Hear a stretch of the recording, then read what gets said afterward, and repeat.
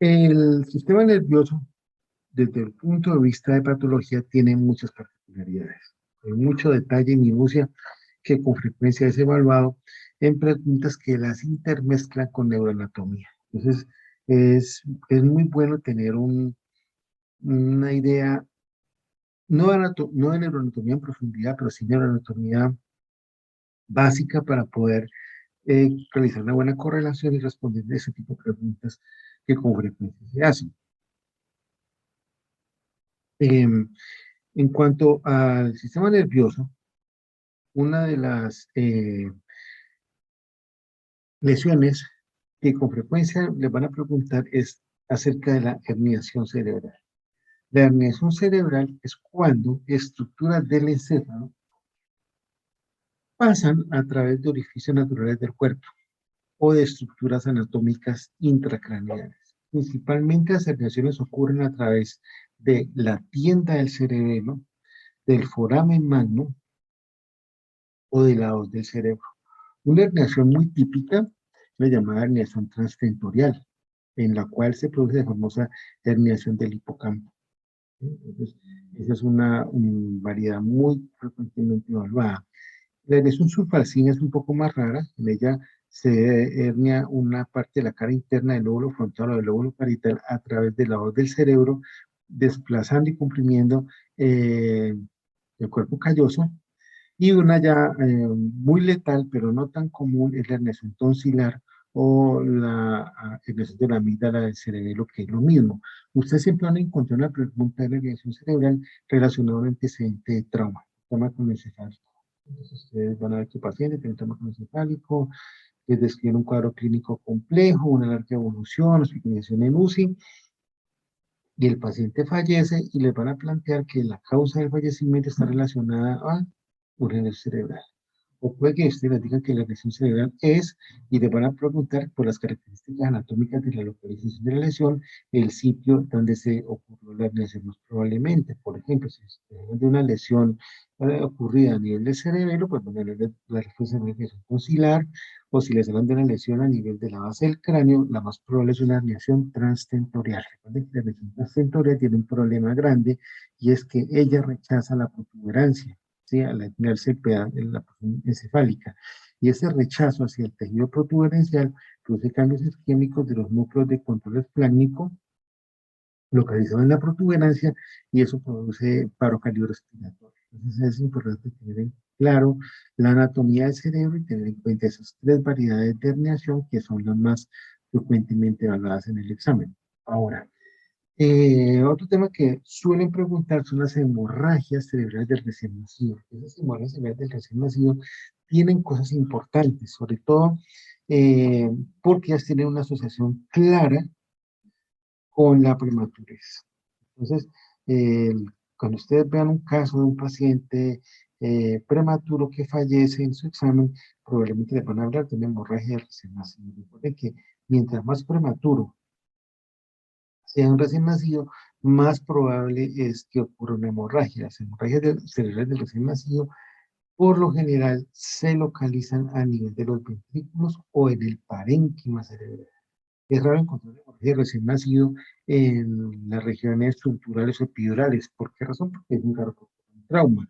A no ser que se trate de un parto instrumentalizado, caso en el cual ustedes verían que en el examen les hablan de una colocación probable de forceps. Ustedes ven que se trata de un recién nacido prematuro y le hablan de que colocaron forceps. Bueno, la posibilidad sí puede ser que la lesión se ubique en esa zona, pero de lo contrario, esos recién nacidos van a tener hemorragias a nivel intraparenquimatoso o intraventricular.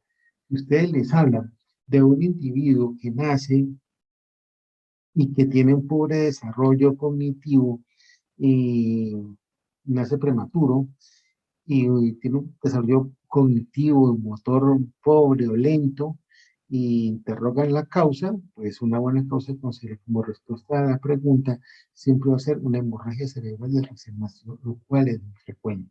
También pueden preguntarle a ustedes cómo se puede evaluar in utero la hemorragia cerebral del recién nacido. Bueno, esto se puede evaluar mediante un ultrasonido. Mediante un ultrasonido puede llegarse a evaluar esto.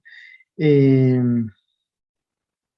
las causas de mm, ruptura de los vasos son muy variadas y pueden haber desde rupturas de la vena cerebral magna hasta vasculatura propia dentro del parénquima, sobre todo en la cápsula interna, o de eh, estructuras vasculares que van hacia el interior de los hemisferios, básicamente ramas de la cerebral media. Rara vez ustedes van a encontrar en un recién nacido una lesión por ruptura del polígono. Las lesiones del polígono de Willis son más frecuentes en otro tipo de pacientes mayores, pero en los recién nacidos el polígono de Willis rara vez se ve comprometido. Ahora, en el examen les encanta preguntar malformaciones del sistema nervioso. Al menos unos preguntas van a estar relacionados a esto. Y básicamente la pregunta se asocia a defectos de cierre del tubo neural. Es decir, ustedes pueden esperar con toda confianza una pregunta acerca de espina bífida y otra relacionada a la encefalia. Lo que tienen que tener en cuenta ustedes, y quizás de la forma en que me van a preguntar es adicionales, sobre todo de ácido fólico. Y la pregunta se las pueden meter más bien por el lado nutricional. Recuerden que esas son las famosas preguntas de 3 saltos que ustedes le van a dar. Se trata de un recién nacido con una malformación en el neuroporo anterior. No dice, uy, Dios, esto va a ser una encefalia. Luego la encefalia dice, la lesión se presenta en una paciente en la cual se confirma una deficiencia de ácido fólico. Entonces ya es el segundo salto. La causa más probable es, o el mecanismo metabólico por el cual ocurre esa alteración es. Entonces ustedes deben revisar un poco el aspecto farmacológico del ácido fólico y su importancia en el desarrollo embriológico del tubo neural para la formación de defectos del cierre del mismo. Entonces no se olviden de eso. Quizás la malformación más frecuentemente evaluada son aquellos defectos de cierre del tubo neural.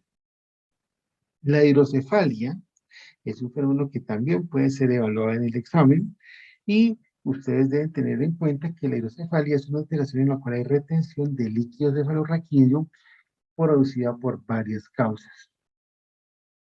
La más importante es un bloqueo en la resorción por atrofia o por disminución de la cantidad de vellosidades aracnoideas, es decir, no hay forma de reabsorber el líquido se sigue produciendo y este se comienza a acumular. La producción aumentada de líquido cefalorraquídeo como causa existe, pero es mucho menos frecuente que el bloqueo de la resorción del líquido cefalorraquídeo. Considera que esta última es la causa número 1. Las hidrocefalias pueden ser de 2 tipos, obstructivas o comunicantes. Obstructivas cuando solamente hay afectación de una sola cámara ventricular. Las hidrocefalias comunicantes es cuando hay obstrucciones enteras. ¿Sí? La otra opción es que se trate de hidrocefalias de tipo no comunicantes parciales que les pueden producir pequeños focos de hidrocefalia. Lo más importante es que a medida que la hidrocefalia progresa en tiempo y en evolución, los ventrículos se van dilatando. Eso lleva a atrofia de la corteza cerebral y un individuo que en un inicio era cognitivamente más o menos normal, que tenía un desarrollo motor, sensitivo y cognitivo adecuado, va perdiendo de manera progresiva a medida que su cabeza aumenta de manera exponencial y ese es el caso clásico de una hidrocefalia. Recuerden que la hidrocefalia puede comprometer cualquier área del sistema ventricular. Muchas veces se origina por obstrucciones también en los orificios de Lusca o los orificios de Magendie, produciendo dilatación del acueducto de Silvio de manera secundaria. La hidrocefalia puede ser también una fuente de preguntas.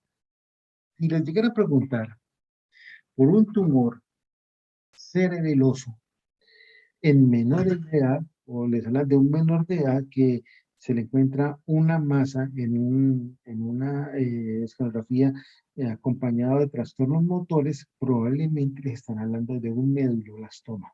Un medulloblastoma es un tumor que se origina en el vermis de cerebelo relacionado al cuarto ventrículo y que protruye considerablemente hacia la cisterna magna. Este tumor produce una dilatación quística bastante, que compromete bastante el cerebelo y pues termina degenerando la función cerebrosa del individuo.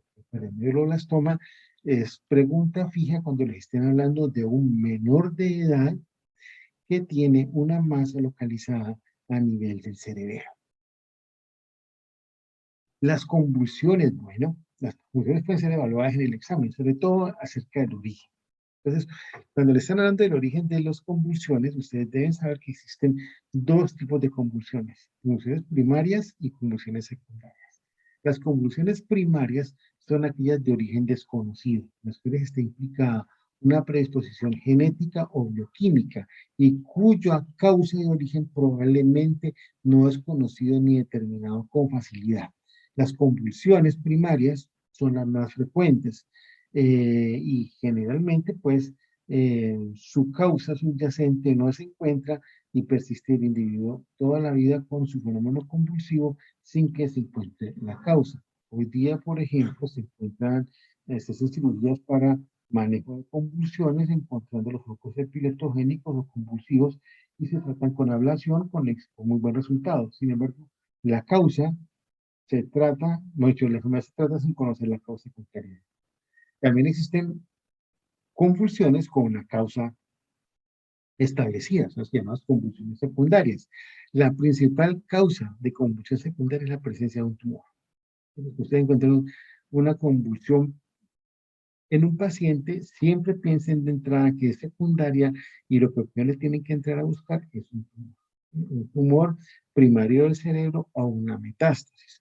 ¿Qué otras cosas pueden producir convulsiones? Bueno, infartos cerebrales de tipo vascular hemorrágico, una malformación arteriovenosa también se asocia con frecuencia a fenómenos convulsivos, un trauma con fractura craneana y lesión del parénquima encefálico puede producir convulsiones, abscesos cerebrales pueden producirlo, o enfermedades congénitas hereditarias, por ejemplo, la esclerosis tuberosa, también puede producir convulsiones. Pero sin ninguna duda, la principal causa de convulsión son los tumores. En cuanto a los hematomas del cerebro, bueno, los hematomas del cerebro son muy variados. Y al respecto, la anatomía lo es todo. Entonces, ustedes tienen que saber que existe, tener mucha claridad que existe una membrana que limita la forma en que los hematomas cerebrales se clasifican. Esa membrana es la dura madre. Entonces, existen hematomas epidurales y hematomas subdurales. Los hematomas epidurales están compuestos de sangre arterial y generalmente ellos se producen por la ruptura de un vaso meningio, principalmente la arteria meningia media, y están acompañados de una fractura de cráneo. Entonces, son hematomas que están ubicados por encima de la dura madre y limitadas por el cráneo y se originan en el desgarro de un vaso arterial meningio. Los hematomas subdurales están por debajo de la dura madre, son colecciones de ligero menor tamaño que los hematomas epidurales y esos subdurales están compuestos por sangre venosa, pues se producen por desgarro de sangre de los plexos venosos meningios. Desde el punto de vista de severidad, los hematomas epidurales acarrean mejor pronóstico y los hematomas subdurales. ¿Por qué razón? Porque los hematomas subdurales tienen contacto cuasi directo con el encéfalo, a diferencia de los epidurales que están limitados por la meninge y tienen mayor espacio para ocupar. Entonces, es posible ser menor. Recuerden que existen hematomas de ese tipo agudos o crónicos, principalmente los hematomas subdurales crónicos. La clásica presentación en el examen de un hematoma subdural crónico es la de un anciano que le refieren en la historia un accidente al caerse generalmente en el baño, ¿sí? O mientras da un paseo diario, golpea la cabeza, tiene síntomas neurológicos menores inicialmente y unas 2 semanas después arrancan fenómenos de tipo amnésico y clínica característica de un trastorno neurológico avanzado. Cuando ustedes ven esa descripción, lo que le están hablando claramente es de un hematoma subdural de tipo crónico. Bien, los aneurismas cerebrales son muy frecuentes y así como son de frecuentes en la clínica y en la práctica, también lo son en el examen. Entonces, ustedes deben saber que para uno entender los aneurismas cerebrales, uno debe pensar en el polígono de Willis y sus ramas como en dos segmentos. Uno, que constituye la llamada circulación anterior y otra, la llamada circulación posterior. La circulación anterior es aquella que compromete la arteria cerebral anterior, la arteria carótida y la arteria cerebral media. La circulación posterior corresponde a la circulación de la arteria cerebral posterior y de la basilar, y también pues las ramas de la basilar como la vertebral. La mayor parte de los aneurismas ocurren en la circulación anterior, 85% de los casos ocurren ahí. Y de estos, la mayor parte pues ocurre en la cerebral anterior y en las arterias adyacentes a la carótida interna. El complejo carotídeo, si nos vamos a su extensión, es el que más tiene incidencias de aneurisma. Pensemos que la carótida anterior tiene, perdón, la cerebral anterior tiene una extensión larga, ¿sí? Entonces, si comparamos toda la extensión de la arteria cerebral anterior y la presencia de aneurisma sobre ella, y el pequeño complejo carotídeo interno y la cantidad de aneurismas que se pueden presentar, un porcentaje igual para ambos, pues ustedes tengan en cuenta que casi siempre las preguntas van a ser relacionadas a esta área. Entonces, ustedes les preguntan que le dan la descripción de un paciente con todos los datos clínicos, ¿no? De un aneurisma cerebral, se le diagnostican con imágenes, el aneurisma probablemente está originado en qué sitio, seguramente se lo van a preguntar alrededor del complejo carótido. Muy bien. Eh, Recuerden que la clínica característica del aneurisma cerebral es cefalea, una cefalea intensa, de aparición abrupta, increciendo. El paciente describe un dolor que nunca había sentido, que nunca había experimentado, un dolor sumamente intenso, con una particularidad: el dolor abruptamente desaparece y al momento de desaparecer el dolor, comienzan a aparecer signos neurológicos de importancia. ¿Qué significa eso? Cuando el aneurisma se rompe, comienza la formación de la hemorragia. Y esa hemorragia que se forma de la ruptura de un aneurisma es una hemorragia tipo subaracnoidea. Es decir, una hemorragia que está íntimamente ligada al parénquima cerebral, que se acompaña además de isquemia de las áreas cerebrales afectadas. Si ustedes consideran que esos aneurismas se ubican en cercanía a la carótida interna, que es la fuente de irrigación para el polígono de Willis, pues ustedes deben tener en cuenta que la isquemia es severa y los síntomas neurológicos son de gran magnitud.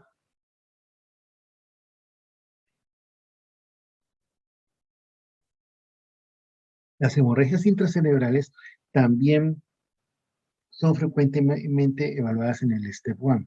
Y esas hemorragias, eh, por lo general, las van a referir como en la región del putamen, ¿sí?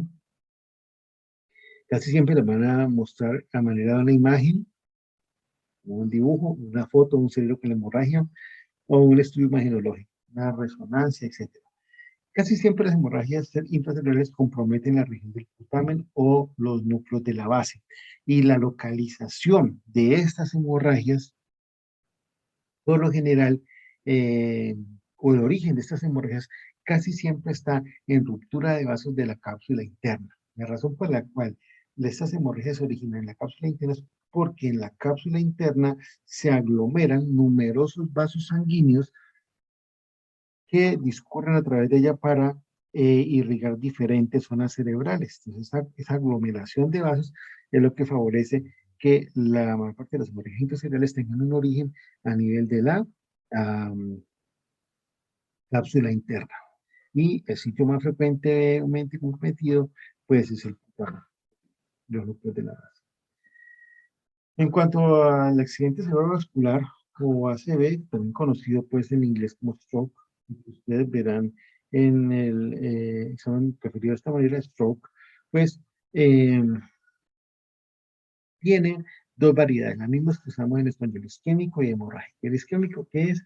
Cuando se produce una obstrucción de vasos sanguíneos, ya sea por un trombo o por un émbolo, y entonces se produce eh, una obstrucción al flujo sanguíneo a determinada área. Mientras más proximal sea la obstrucción, más extensa va a ser el área afectada por el infarto. Mientras más distal, pero mientras más proximal sea, más afectada va a ser el área afectada por el infarto. Mientras más distal sea, menor va a ser el compromiso. Una lesión que comprometa, por ejemplo, el territorio cerebral media en sus bifurcaciones iniciales, pues probablemente va a producir una extensa isquemia del hemisferio cerebral, a diferencia de una rama terminal por acá cerca de la corteza, una rama cortical que va a producir una pequeña lesión. Recuerden que los accidentes cerebrovasculares de tipo isquémico pueden tener origen en lesiones de tipo trombótico o de tipo embólico. Las embolias casi siempre tienen origen a nivel cardíaco. Muy bien. Las lesiones cerebrovasculares de origen hemorrágico ocurren por la ruptura de un vaso sanguíneo, generalmente secundario a un fenómeno aterosclerótico, y esa ruptura produce un derrame de sangre, el nombre popular de la enfermedad, derrame, en español, que significa salida de sangre hacia el parénquima cerebral. Entonces, esos derrames producen doble efecto. Primero, un efecto de masa, acumulan sangre alrededor de la lesión, y en segundo lugar, pues se produce una isquemia secundaria. Por lo tanto, el accidente cerebrovascular de tipo hemorrágico tiene un comportamiento más agresivo y un peor pronóstico que el que puede acarrear el ACV de tipo isquémico. Lo anterior, sin querer decir que el ACV de tipo isquémico no es extremadamente delicado. Ahora, en cuanto al pronóstico de esos pacientes, nuevamente, y como en casi cualquier cosa relacionada al sistema nervioso central, la localización anatómica no es todo. Mientras más distal sea la lesión, mientras más cercana sea hacia la corteza cerebral, menos compleja va a ser la lesión. Aquí ven las arterias que discurren por la cápsula interna. Son las arterias lentículo-estriadas, nombre muy clave. Las arterias lentículo-estriadas son aquellas que van a irrigar directamente el cuerpo estriado y los núcleos lenticulares. Entonces, estas arterias lentículo-estriadas las preguntan frecuentemente en el examen y son aquellas que están localizadas directamente sobre el área de la cápsula interna. Recuerden, arterias lentículo-estriadas. Las malformaciones arteriovenosas, bueno, son alteraciones que uno puede encontrar con cierta frecuencia en pacientes y las pueden describir en el examen. Básicamente se van a encontrar shunts o conexiones arteriovenosas masivas que ocasionan mezcla de sangre venosa y arterial, aparte de que se acompañan de una maraña de vasos sanguíneos mal formados que se comunican el uno con el otro y que terminan irrigando pobremente y consumiendo oxigenado áreas cerebrales. Eso lleva al desarrollo de un rendimiento mental subestándar en el individuo, alteraciones mentales del área afectada, de tipo cognitivo, motor sensitivo, lo anterior acompañado de un efecto compresivo, efecto de masa que va empeorando con los años a medida que la malformación arteriovenosa va creciendo. Recuerden, las malformaciones arteriovenosas van evolucionando con el tiempo y van aumentando su tamaño, complicando mucho más la situación del paciente. Esas malformaciones arteriovenosas son reparables quirúrgicamente, pero que requieren su diagnóstico precoz. El estudio básico de eso es a través de una angiografía cerebral, y con eso puede detectarse la presencia de estas malformaciones arteriovenosas. En cuanto a tumores del sistema nervioso central, bueno, hay muchos tipos, pero vamos a hablar solamente de los que tienen realmente trascendencia para el examen y que en general son los que debe conocer el médico general en su práctica cotidiana.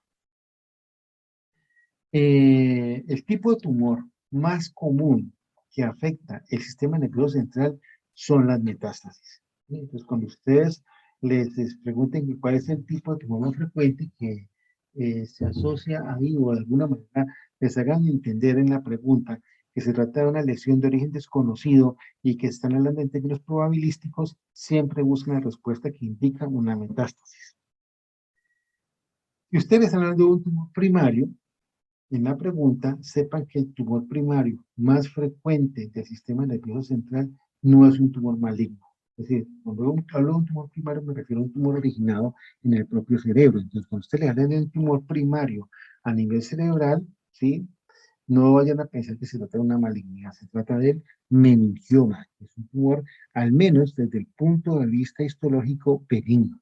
Por su localización puede tener un comportamiento agresivo, pero histológicamente los dos son tumores benignos. Entonces, el tumor primario más común del sistema nervioso central es el meningioma. Ya, cuando ustedes les estén hablando de tumores malignos primarios del sistema nervioso central, ustedes deben saber que existen diferentes familias y que el más frecuente de ellos es el llamado astrocitoma tipo 4, llamado también glioblastoma multiforme. El glioblastoma multiforme o astrocitoma tipo 4 es el tipo de tumor cerebral maligno más frecuente que hay. Es un tumor de muy mal pronóstico, con pobre respuesta al tratamiento. Es un tumor cuya evolución no suele superar un año a partir del diagnóstico y que tiene como particularidad histológica que coexiste con diferentes tipos de gliomas en su evolución. Los gliomas multiformes también son conocidos como gliomas de alto grado, ¿sí? Los gliomas de alto grado básicamente son los astrocitomas de tipo 3 y tipo 4. El astrocitoma de tipo 3 recibe un nombre particular, se le llama astrocitoma anaplásico. El astrocitoma anaplásico y el glioblastoma multiforme son los llamados astrocitomas de alto grado. Son tumores de mal pronóstico, son tumores sumamente agresivos, mucho más agresivo el glioblastoma multiforme que el astrocitoma anaplásico, y una particularidad muy frecuentemente refería en el examen respecto a un astrocitoma tipo 4 es la presencia de necrosis. Cuando ustedes le estén hablando de un tumor cerebral con extensa necrosis, no lo piensen dos veces, le están haciendo una referencia al glioblastoma multiforme.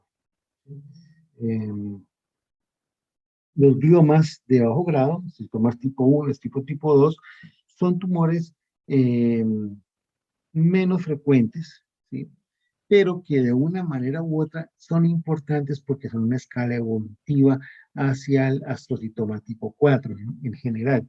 Uno debe entender que los gliomas, los astrocitomas de alto grado, no arrancan en las etapas de alto grado, sino que inicialmente son lesiones de bajo grado y evolucionan hacia el alto grado. En pocas palabras, todo astrocitoma arranca como tipo 1, luego se convierte en tipo 2, luego se convierte en tipo 3, luego se convierte en tipo 4. El problema es que el tiempo de evolución del tipo 1 al tipo 4 es muy variable de persona a persona o de región geográfica a región geográfica. Y con mucha frecuencia coexisten varios tipos de lesiones, es decir, ustedes pueden tener un paciente con un glioblastoma multiforme o astrocitoma tipo 4 y al mismo tiempo tener un astrocitoma tipo 2 en el paciente y un astrocitoma tipo 1 en el paciente. Otra particularidad respecto a esos tumores es que el pronóstico lo marca básicamente el tumor de más alto grado. Quiere decir lo siguiente, que si ustedes tienen un paciente con un cuya 100% de la masa corresponde a un 90% a un astrocitoma tipo 1 y el paciente tiene 10% de la masa de tipo astrocitoma tipo 4 o glioblastoma multiforme, pues el pronóstico corresponde al de un glioblastoma multiforme y el pronóstico es malo, ¿sí? Es muy, muy malo y la sobrevida es inferior a 6 meses. Aquí vemos la clásica imagen de un glioblastoma multiforme. Entonces, esta imagen es bien grabada en su mente. La pregunta respecto a un tumor cerebral seguramente será este, que es el más común. El glioblastoma multiforme tiene un patrón histológico muy característico y es la presencia de necrosis rodeadas por empalizadas de células tumorales. Siempre es este patrón. Necrosis y alrededor células tumorales. Este aspecto es característico del glioblastoma multiforme. No se les haga raro una pregunta con imágenes histológicas al respecto. Desde que ustedes vean necrosis, siempre piensen en un glioblastoma multiforme. Otros tumores de cerebro, o el oligodendroglioma. Y este es un tumor menos agresivo que los astrocitomas, mucho menos frecuente de lejos, y que tiene dos datos que con frecuencia son evaluados en el examen. Primero, se asocia a una deleción cromosómica. Donde ustedes vean deleción cromosómica, hay preguntas. Las deleciones cromosómicas son imanes de preguntas del STEP 1. Entonces, ustedes pueden preguntarle, ¿se trata de un tumor será que tiene una deleción cromosómica 1P19Q? La respuesta será oligodendroglioma, o al revés. Un paciente con tal clínica se diagnostica un oligodendroglioma, la alteración cromosómica detectada en este paciente es una deleción cromosómica 1P19Q. Este dato es de harto valor, no vayan a olvidarlo. El segundo dato importante es que en las imágenes o en el corte macroscópico del cerebro del tumor, uno puede encontrar calcificación. Entonces, las calcificaciones y la deleción cromosómica 1P19Q son quizás los datos más resaltables respecto al oligodendroglioma, que ya saben es un tumor mucho menos frecuente que los astrocitomas y de relativo mejor pronóstico que el propio astrocitoma. Ahora, respecto a metástasis al cerebro, tengan en cuenta dos cosas. Los tumores primarios del cerebro, astrocitomas, oligodendrogliomas, ependimomas, no, pues, se me olvidó central en general, no eh, hacen metástasis por fuera del sistema nervioso central. La razón por la cual no hacen metástasis es porque ellos no tienen la capacidad de sobrepasar la barrera hematoencefálica. No obstante, el cerebro sí es una buena estructura anatómica para atraer metástasis y le llegan con facilidad. ¿Qué órganos hacen metástasis con frecuencia al cerebro? Pulmón, mama, riñón, melanomas. Entonces existe una variedad amplia de tumores con alta capacidad de diseminación al cerebro y sobre todo pulmón. Entonces es clásica la presentación de un paciente que tiene un tumor eh, a nivel pulmonar, arranca a presentar signos alucinatorios. Se debe sospechar la posibilidad de una metástasis en esa pregunta, en ese paciente. Dejaría de lado el meningioma. Decía que el meningioma es un primario más frecuente del encéfalo y que tiene una particularidad, es un tumor benigno. Pues bien, los meningiomas en general se comportan bien, son tumores de buen comportamiento, son tumores benignos. Y ese buen comportamiento se deriva de que ellos casi siempre crecen en la convejidad libre del cerebro. Entonces, su remoción es sumamente fácil. Sin embargo, en algunas ocasiones, esos tumores tienen un patrón de crecimiento en zonas de difícil acceso. Por ejemplo, pueden crecer en adyacencia al cerebelo, en adyacencia al bulbo, a la protuberancia, cerca al clivus, en la región celar, en la región cercana al subcorfatorio, en el lóbulo frontal.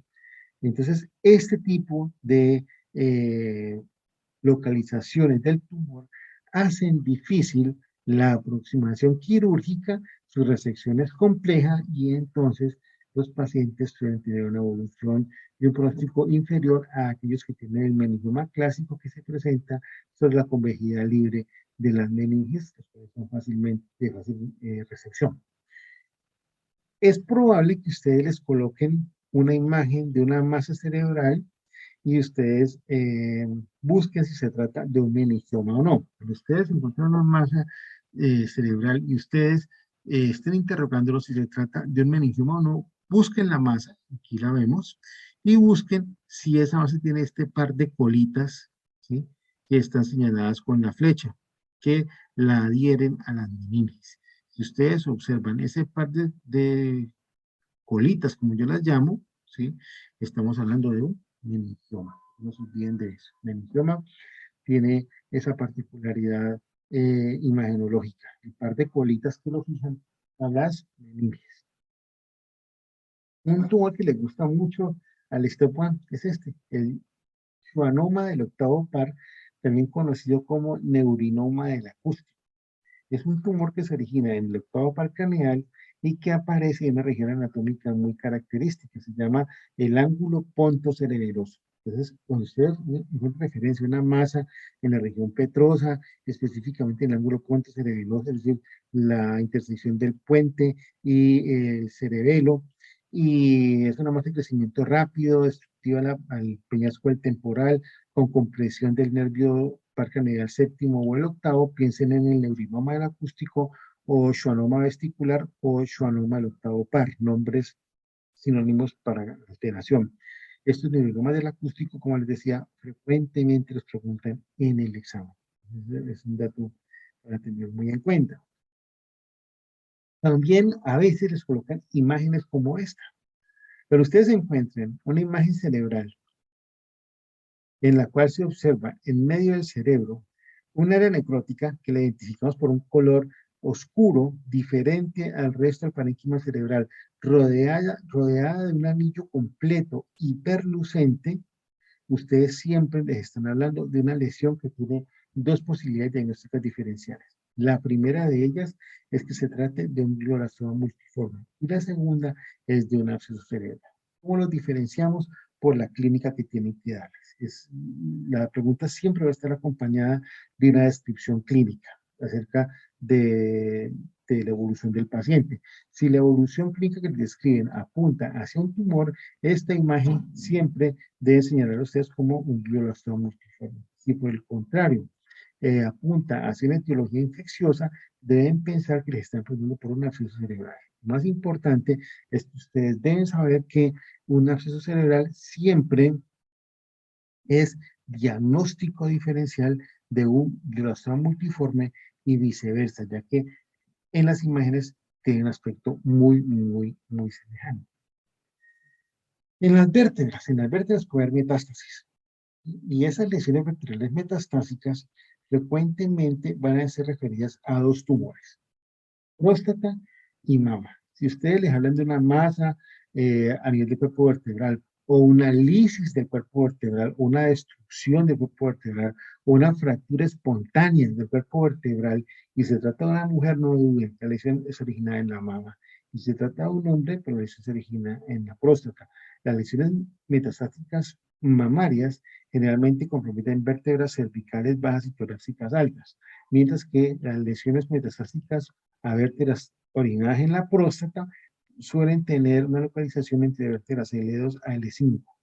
Ahora, también puede haber descripciones de otro tipo de lesiones en las vértebras. Linfoma, mira nomás, pero por lo general, el STEP1, recuerden, es un examen que pregunta lo más importante, pero no solo lo importante, lo más frecuente y, o sea, lo que uno debe saber como médico.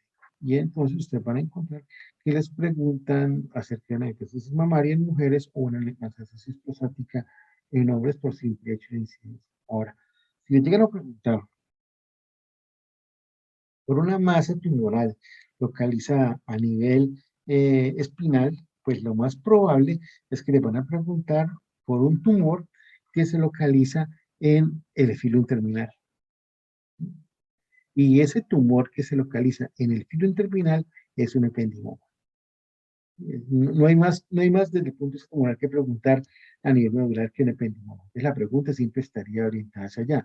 ¿Cómo va a ser la descripción clínica en el examen de un ependimoma? Bueno, ustedes van a preguntar por una masa localizada o dependiente del filo interminal que comprime las raíces de la caudequina y produce síntomas neurológicos importantes irradiados hacia las extremidades inferiores o hacia regiones de la pared abdominal o de la cavidad abdominal. Entonces, no se olviden, una pregunta relacionada a una masa en área del filo terminal eh, o que se asocia a la lesión de la caudequina, le están hablando de un ependimoma, siempre y cuando pues, se trate de una masa, que es lo que más frecuentemente evaluamos.